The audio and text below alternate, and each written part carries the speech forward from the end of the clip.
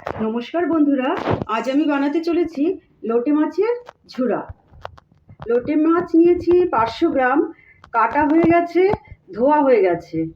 রসুন নিয়েছি 14-15টা কোয়া, তাকে থেঁতা করে নেওয়া হয়েছে। আদা নিয়েছি, আদা একটু পেস্ট করে নেওয়া হয়েছে। একটা বড় সাইজের টমেটো নিয়েছি, 4টে লঙ্কা নিয়েছি ফেরে, আর 3টে ছোট সাইজের পেঁয়াজ নিয়েছি। তবে চলুন এবার শুরু করা যাক লোটে মাছের ঝুরা। কড়াই আমাদের গরম হয়ে গেছে। কড়াইয়ে আমি বেশ খানিকটা তেল দিয়ে নিলাম। এই মাছটাতে একটু বেশি করে তেল না দিলে ভালো লাগে না খেতে। এবার আমি মাছে নুন হলুদ মাখিয়ে নিলাম। পরিমাণ মতো নুন আর হলুদ ভালো করে মাখিয়ে নিলাম। কড়াইয়ে তেল আমাদের ভালো মতো গরম হয়ে গেছে, তার মধ্যে একটু হলুদ দিয়ে দিলাম, তার সঙ্গে একটু কালো জিরা, পেঁয়াজ কুচি। এবার খুব ভালো করে পেঁয়াজটাকে নাড়াচাড়া করব।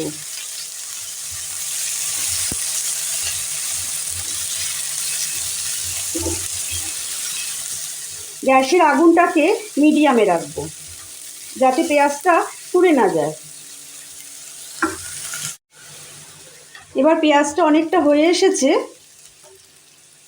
আমি তার মধ্যে 4টে লঙ্কা ফেড়ে আর একটা টমেটো দিয়ে দিলাম।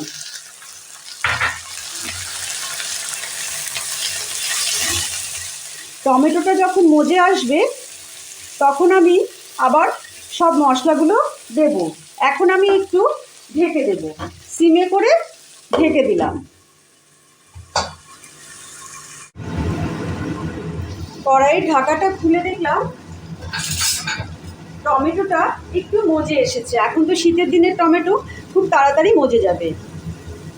এর মধ্যে আমি রসুন বাটাটা দিয়ে দিলাম। আদার চাইতে রসুন বাটাটা একটু বেশি দেবে। তারপর আমি এই আদা বাটাটা দিয়ে দিলাম। এবার এর মধ্যে পরিমাণ মতো লবণ দিয়ে দেব।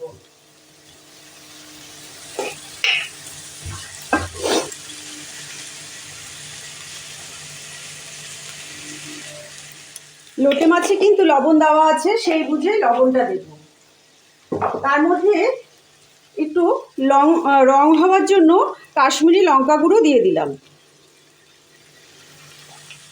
এই মাছটা একটু ঝালঝালি বেশি ভালো লাগে। লবণ দিয়ে দিলাম। এবার খুব তাড়াতাড়ি এটা মজে যাবে। এবার আরেকটু আমি ঢাকা দিয়ে দেব।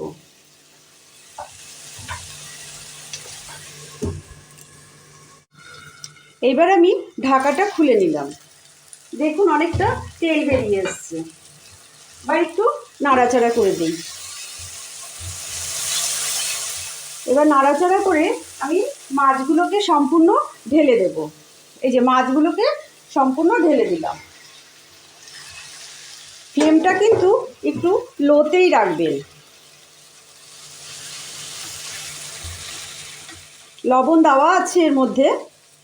এখন আরেকটু আমি ঢেকে দেব এটাকে।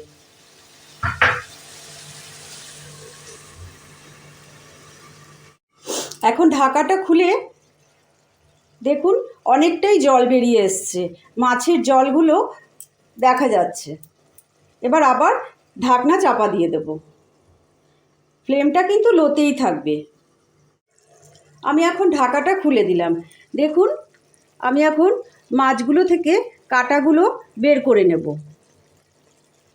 একটা কাঁটা চামচ নিয়েছি আর একটা চামচ নিয়েছি। এই দেখুন মাছটা যখন একটু নরম হয়ে আসবে, এমনিতেই নরম মাছ, এই দেখুন বেরিয়ে এলো। কাঁটাটা বের করে নেবেন, তাহলে বাচ্চারা বুড়ো বয়স্করা সবাই খেতে পারবে, কারোর কাঁটা লাগবে না। এরকম করে সমস্ত মাছগুলোর কাঁটাগুলো আপনারা বের করে নেবেন।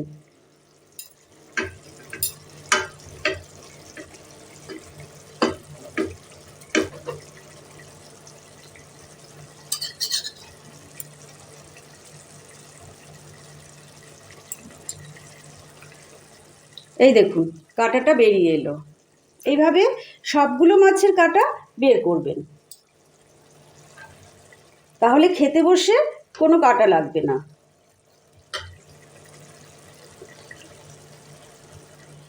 আমার রান্নাগুলো যদি আপনাদের ভালো লাগে তাহলে অবশ্যই লাইক, শেয়ার, কমেন্ট, সাবস্ক্রাইব অবশ্যই করবেন।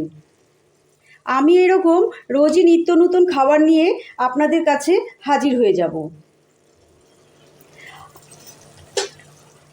আমার এই রান্নার চ্যানেলটা ফেসবুক দেখতে পাবেন, ইউটিউবে দেখতে পাবেন, একই নামে আছে গোপালী ময়না মুখার্জি। আপনারা অবশ্যই কিন্তু কমেন্ট করবেন কেমন লাগছে।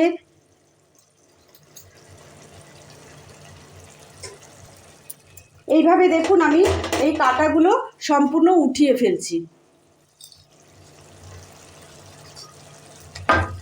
এই যে মাছের কাঁটাগুলো কিন্তু সম্পূর্ণ উঠিয়ে ফেলছি, তাহলে একটাও কাঁটা লাগবে না। মাছগুলোর কাঁটা সম্পূর্ণ আমি ছাড়িয়ে ফেলেছি, আর এই যে দেখুন কাঁটাগুলো আমি উঠিয়ে ফেলেছি সম্পূর্ণ। মাছটা দেওয়ার খানিকক্ষণের মধ্যেই কাঁটাগুলোকে ছাড়িয়ে ফেলতে হবে। একটা কাঁটা চামচ নেবেন আর একটা এইরকম চামচ নেবেন, আর যদি পারেন তাহলে ছুরি দিয়েও করতে পারেন। এই রকম ধরনের পাতলা ছুরি থাকলে এইরকম পাতলা ছুরি দিয়ে করবেন। এবার ফ্লেমটাকে আমি হাই করে দেব। হাই করে এবার আমি জলটাকে শুকিয়ে নেব। লবণ ঝাল সব ঠিক আছে কিনা আপনারা কিন্তু অবশ্যই দেখে নেবেন। আপনারা একটু চিনিও দিতে পারেন এর মধ্যে, তাহলে টেস্টটা অনেক বেশি বেড়ে যায়। মানে সামান্য 2-4 দানা আমি একটু দেব চিনি।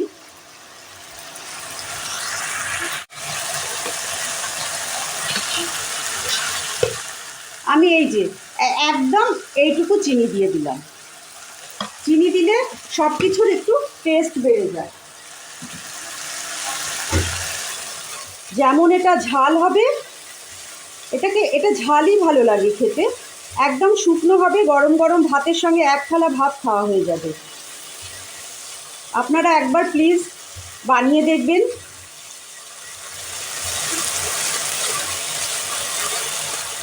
এক এক সময় বাচ্চারা কাটার জন্য খেতে পারে না, কাটাগুলোকে এইভাবে আপনারা তুলে দেবেন।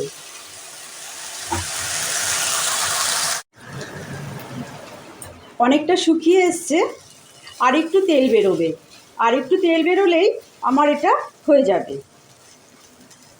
আমার নতুন বন্ধু, পুরনো বন্ধু যে যেখানেই থাকুক না কেন, একবার শুধু বেল বাটনটা টিপে দেবেন, তাহলে আমার নোটিফিকেশানটা আপনাদের কাছে সবার আগে চলে যাবে।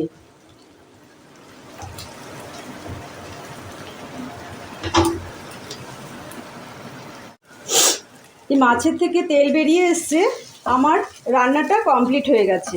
এর মধ্যে একটু আমি কুচনো ধনেপাতা দিয়ে দিলাম।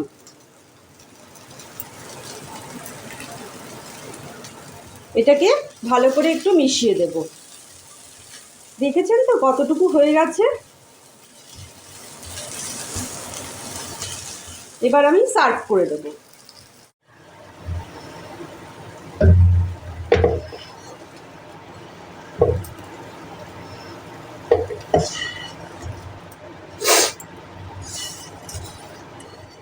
আমি এবার এটাকে পরিবেশন করে দিলাম।